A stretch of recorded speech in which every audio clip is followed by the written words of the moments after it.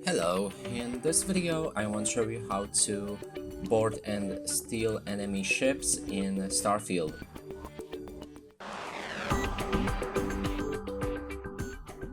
And to do this, here as you can see I'm fighting another ship, and first we'll need to break off their shields.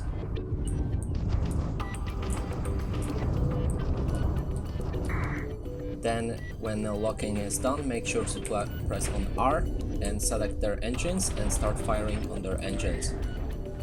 And with that, okay, I destroyed that ship. Let's try it with this one.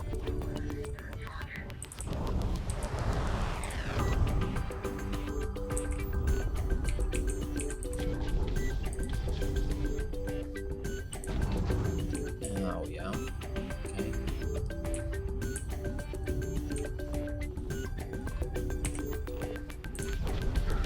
Okay, so now we can dock to their ship with R, so click and hold R, and you'll be able to board this ship. Then you need to kill its entire crew, and when it's done and you want to steal that specific ship, simply enter the pilot seat and you'll have it.